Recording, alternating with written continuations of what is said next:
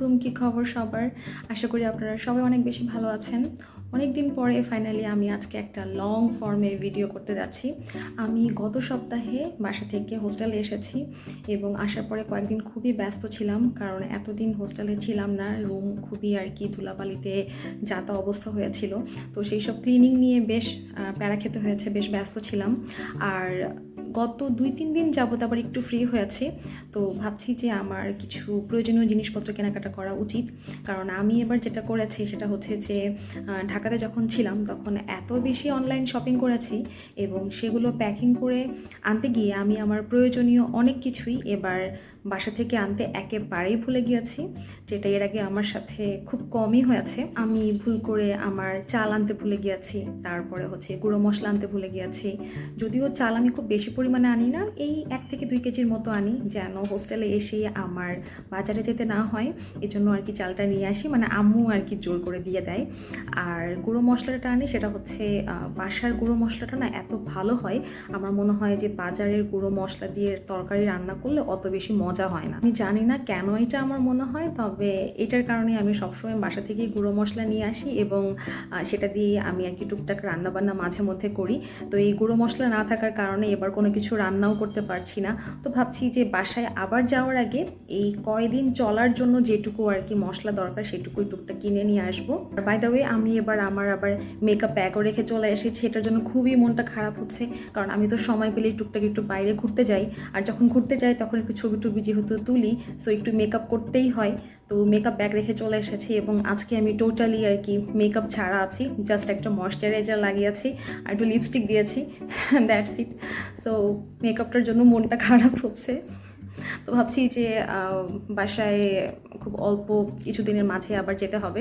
By the way, মেকআপের জন্য না, শুধু আরও কিছু জিনিসপত্র আনতে হবে সেজন্য আর কি।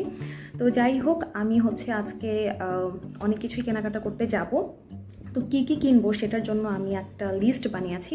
এটা আমি বেশ অনেক দিন যাবতই ফলো করছি। সেটা হচ্ছে, আগে যেটা হতো, আমি হচ্ছে বাজারে যাওয়ার আগে ওরকম লিস্ট করে যেতাম না, মাথায় যেটা থাকতো সেটা নিয়েই চলে যেতাম। এরপরে যেটা হতো, দোকানে যে এত এত জিনিস দেখে আমি হচ্ছে ভুলে যেতাম যে আমার কোনটা কোনটা অ্যাকচুয়ালি লাগবে। তো দেখা যেত যেটা আমার লাগবে সেটা আমি না কিনে, যেটা আমার লাগবে না আমি এরকম অনেক কিছু কিনে নিয়ে আসতাম।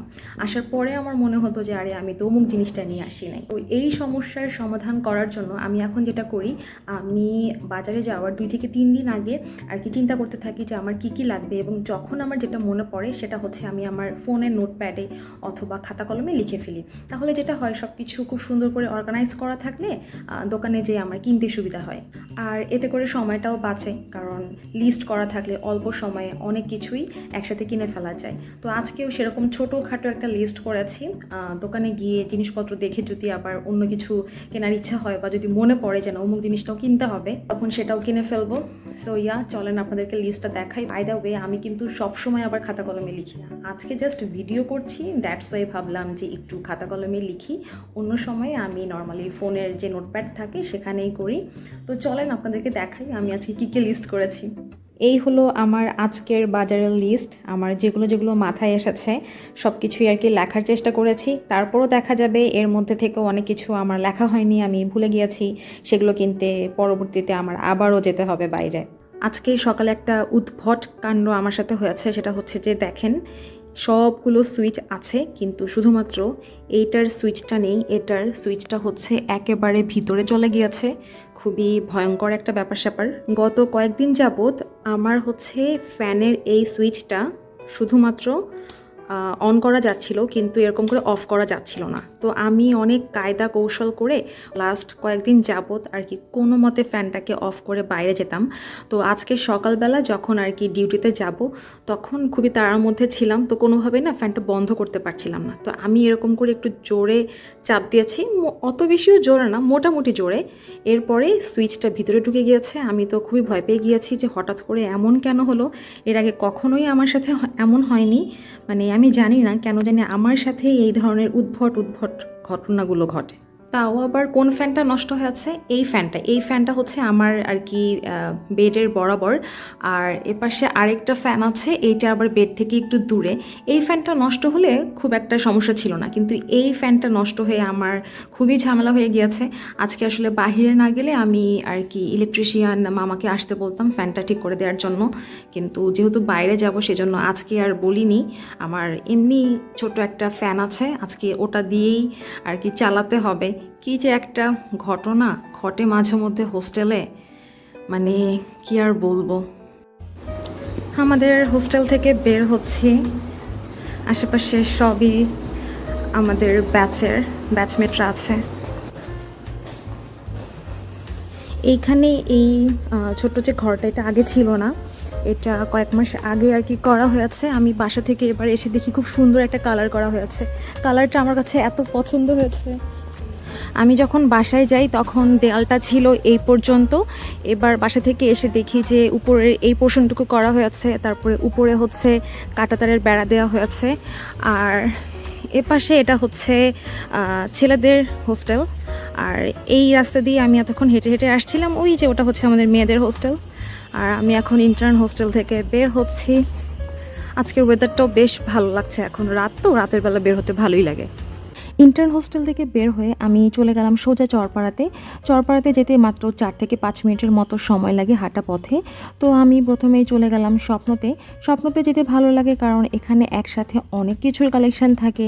অনেক সময় হয়তো আমার খেয়াল থাকে না যে আমার কি নিতে হবে, কিন্তু এখানে যেহেতু এত কালেকশন থাকে, তো দেখার পরে না মনে পড়ে যায় যে ও আচ্ছা, আমার তো আজকে এটাও নিতে হবে।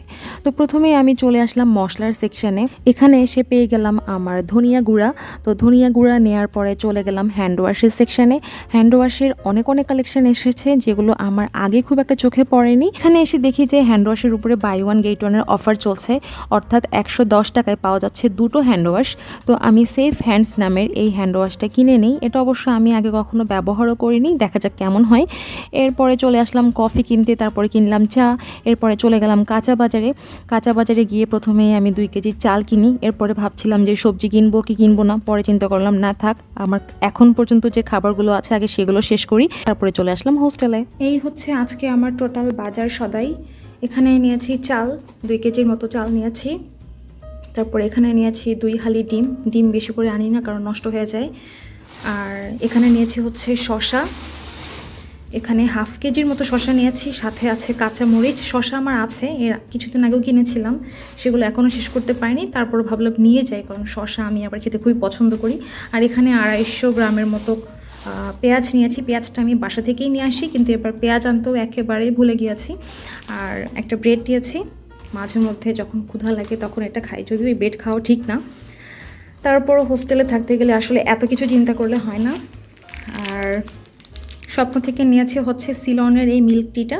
ফার্স্ট টাইম ভাবলাম যে একটা নেই, তো স্বপ্নর যে আপুটা আর কি আছেন, তো উনি আবার বললেন যে আপু এটা হচ্ছে দুটো একসাথে নিলে আরেকটা ফ্রি।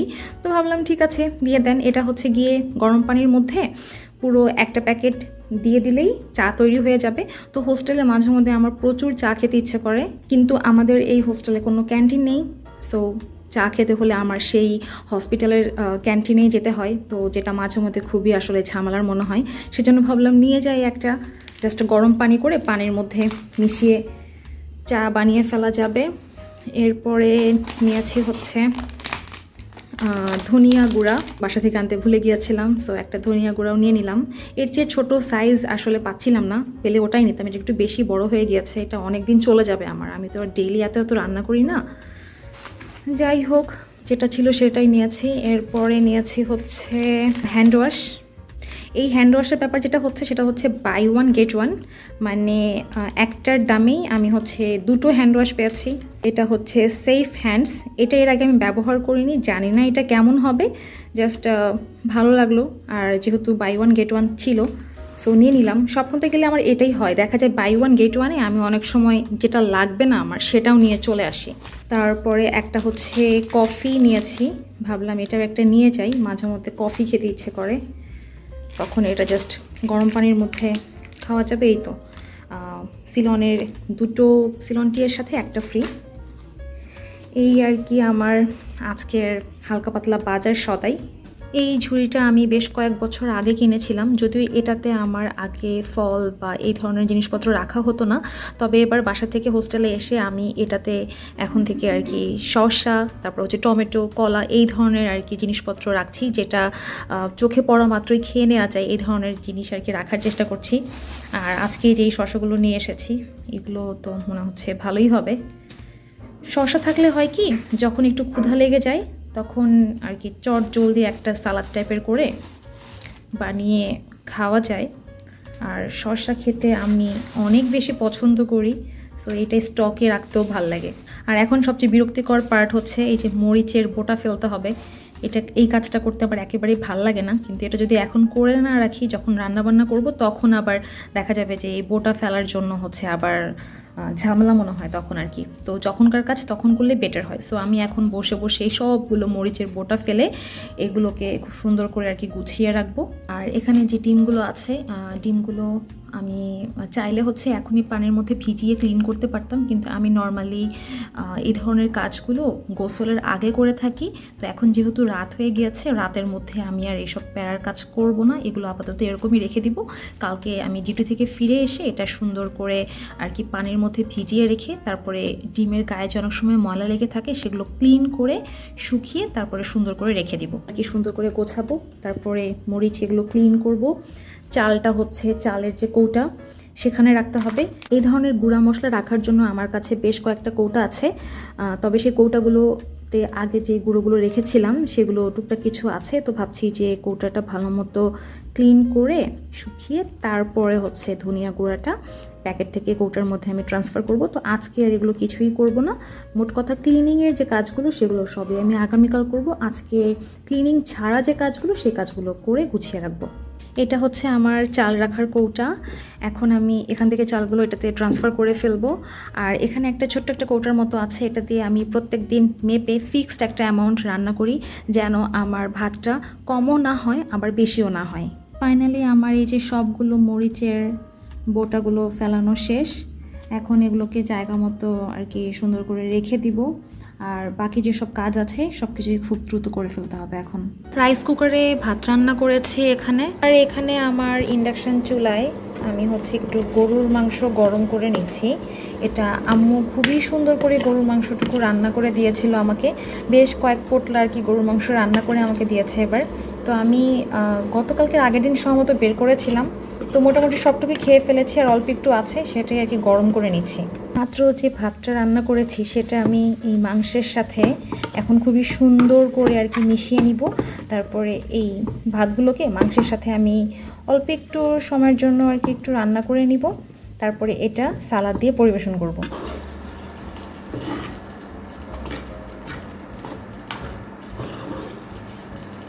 ভাতটাকে এখানে আমি খুবই সুন্দর করে মাংসের সাথে মিশিয়ে নিয়েছি, হালকা একটু ভাজা ভাজা করেছি।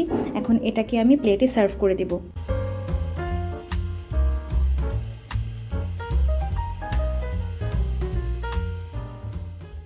এখানে আমি হচ্ছে শসা আর টমেটো কেটে রেখেছি। এটা আমি পুরোটাই খেয়ে ফেলবো, কারণ এখানে তো ক্যালোরি খুব বেশি পরিমাণে নেই, সো এটা বেশি করে খেলেও কোনো সমস্যা নেই। এটাই হচ্ছে আজকের আমার হোস্টেলের ডিনার। এখানে অনেক পরিমাণে সালাদ আছে, সাথে হচ্ছে যেটা মাত্র রান্না করলাম সেটা আছে। তো এখন আমি ঝটপট খাওয়া দাওয়া করে নেব। ডিনার শেষ করে চলে আসলাম একটা বই পড়তে। এটা হচ্ছে অ্যাডলফ হিটলারের আত্মজীবনীমূলক একটা বই। বইটা আমি রিসেন্টলি পড়া স্টার্ট করেছি, বেশ কয়েকটা পেজ পড়েও ফেলেছি। বেশ ভালোই মনে হচ্ছে, পুরোটা পড়লে বোঝা যাবে তিনি কেমন লিখেছেন। আর এই হচ্ছে আমার রুমের ফেয়ারি লাইট। এই লাইটগুলো বেশ কয়েক বছর আগে কিনেছিলাম, তখন বেশ ভালোই লাগতো। তবে এখন বিভিন্ন ফেসবুক পেজে দেখি অনেক সুন্দর সুন্দর সেম কালারের এত সুন্দর সুন্দর লাইটের কালেকশান। তো ওগুলো দেখলে আমার মনে হয় যে আমার এটা আসলে পুরনো হয়ে গিয়েছে, এটা এখন আর খুব একটা আমার কাছে ভালো লাগে না।